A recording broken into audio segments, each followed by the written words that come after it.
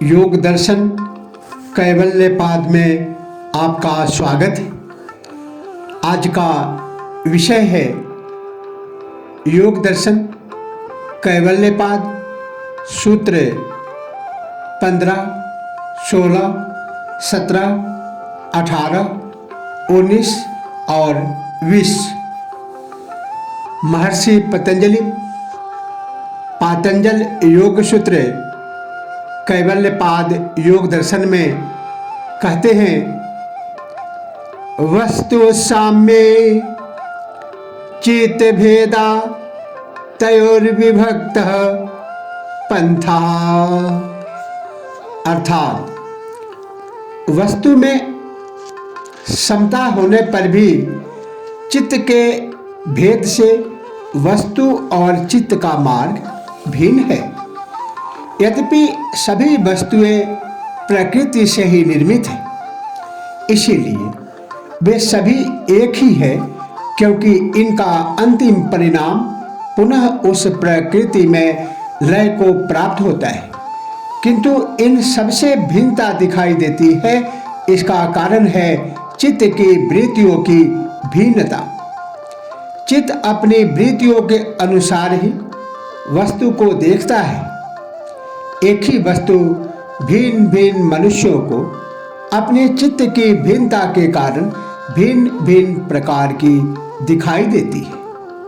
यह चित्त प्रत्येक व्यक्ति की वृत्ति तथा गुणों के अनुसार भिन्न भिन्न होता है तथा समय के अनुसार भी इसमें गुणों की कमी या अधिक मात्रा से परिवर्तन होता रहता है। इसीलिए वस्तुओं में भिन्नता दिखाई देती है। वस्तुतः यह चित्त की ही भिन्नता है। वस्तु और चित्त का मार्ग भिन्न है। सृष्टि में भेद ज्ञात होने के कारण वस्तु नहीं बल्कि चित्त है, अथवा सृष्टि में सर्वत्र एकत्व ही है।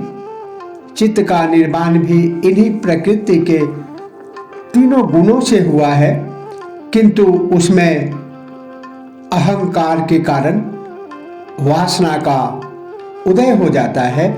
वासना से कर्म होते हैं तथा कर्मों से फिर संस्कार बनकर चित्त में जमा होते रहते हैं, जिनकी प्रेरणा से पुनः नए कर्म होते हैं।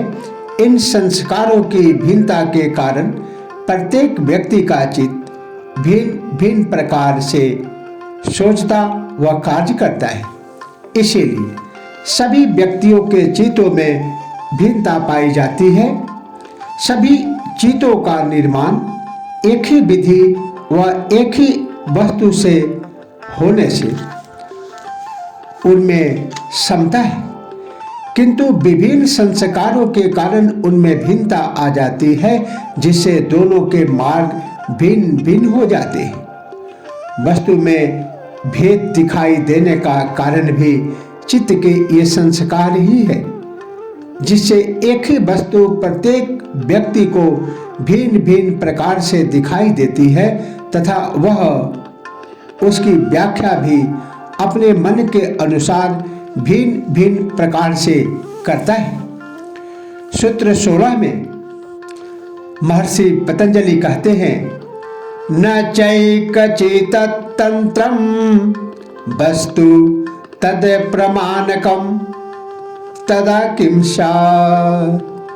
अर्थात इसके सिवाय दृश्य वस्तु किसी एक चित्त के अधीन नहीं है, अन्यथा चित्त के अभाव में उस वस्तु का क्या होगा।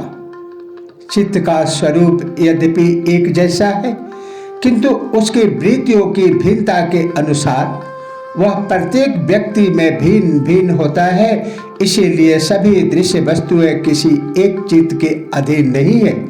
यदि ये एक ही चित्त के अधीन होती तो कैवल्य अवस्था में जब योगी के चित्त का ही अभाव हो जाता है, अर्थात वह अपने कारण में विलीन हो जाता है, तो उसके सामने वस्तुओं का भी अभाव हो जाना चाहिए, किंतु ऐसा होता नहीं है। इसका अर्थ है कि इस समस्त सृष्टि का एक चित्त नहीं है तथा यह सृष्टि किसी एक चित्त के अधीन भी नहीं है। यह चित्त से भिन्न है। पदार्थ की रचना वह चित्त की रचना का कारण यद्यपि प्रकृति ही है, किंतु ये सभी दृश्य पदार्थ किसी एक चित्त के अधीन नहीं है। वस्तुओं का निर्माण भिन्न भिन्न विधि से हुआ है। वह चित्त अपने संस्कारों के कारण उन्हें भिन्न भिन्न प्रकार से देखता है। चित्त के न रहने पर ही वस्तुएं रहती है, इनका अभाव नहीं हो जाता। योग दर्शन कैवल्यपाद पातंजल योग सूत्र 17 में महर्षि पतंजलि कहते हैं, तदुपरागापेक्षित्वा चित्तस्य वस्तु ज्ञाता ज्ञातम, अर्थात विषय का चित्त पर प्रतिबिंब पड़ने से वस्तु का ज्ञान होता है। उपराग अर्थात प्रतिबिंब न होने से ज्ञान भी नहीं होता। वस्तु का चित्त से भिन्न होने के कारण जब किसी वस्तु का प्रतिबिंब इंद्रियों के माध्यम से चित्त पर पड़ता है तभी वे दिखाई देती है। यदि यह बिंब न पड़े तो उस चित्त को वस्तु का ज्ञान नहीं हो सकता, चाहे वह वस्तु सामने विद्यमान ही क्यों न हो। किंतु दूसरे व्यक्ति को उसका ज्ञान हो जाता है, क्योंकि दोनों चित्त भिन्न है तथा चित्त के विलीन होने से वस्तुओं का अभाव नहीं हो जाता। जिस प्रकार स्त्री पुरुष का संयोग संतान को जन्म देता है, किंतु उनके न रहने पर भी संतान रहेगी ही। आगे सूत्र 18 में महर्षि पतंजलि कहते हैं, सदा ज्ञाताश्चेत वृत्तयः स्तम् अस्तत् प्रभो पुरुषस्य परिणामित्वात्। सदा ज्ञातिचित् वृत्तयः तत्प्रभो पुरुषस्य परिणामित्वात्, अर्थात उस चित्त का स्वामी पुरुष आत्मा परिणामी नहीं है, इसीलिए चित्त की वृत्तियां उसे सदा ज्ञात नहीं रहती। चित्त परिणामी है, इसलिए जिसका बिंब उस पर पड़ता है वह उसी को देखता है, अन्य को नहीं, तथा जिसे वह देखना चाहता है उसी को देखता है, अन्य को नहीं देखता। किंतु इस चित्त का स्वामी पुरुष आत्मा परिणामी नहीं है, इसीलिए वह चित्त की सभी वृत्तियों को निरंतर देखता रहता है, इसीलिए उसे दृष्टा कहा जाता है। तथा यह समस्त प्रकृति दृश्य है। चित्त की कौन सी प्रवृत्ति उदय हो रही है तथा कौन सी शांत हो चुकी है, वह सब देखता है। इसीलिए आत्मज्ञानी को प्रकृति की समस्त क्रियाओं का ज्ञान हो जाता है। सूत्र 19 में महर्षि पतंजलि कहते हैं, न तत्स्वभासम दृश्यत्वात्, न तत्स्वभासम दृश्यत्वात्, अर्थात वह चित्त स्वप्रकाश नहीं है, क्योंकि वह दृश्य है। चित्त जड़ है, वह आत्मा के प्रकाश से ही प्रकाशित होता है, वह स्वयं प्रकाश युक्त नहीं है। सृष्टि के समस्त पदार्थ जड़ हैं, किंतु उनमें वह पुरुष तत्व विद्यमान है, जिससे उनमें चेतना एवं प्रकाश है। उसी के प्रकाश से ये जड़ भी चेतन जैसे प्रतीत होते हैं। ऐसा चित्त पुरुष के संयोग से ही चेतन जैसा ज्ञात होता है।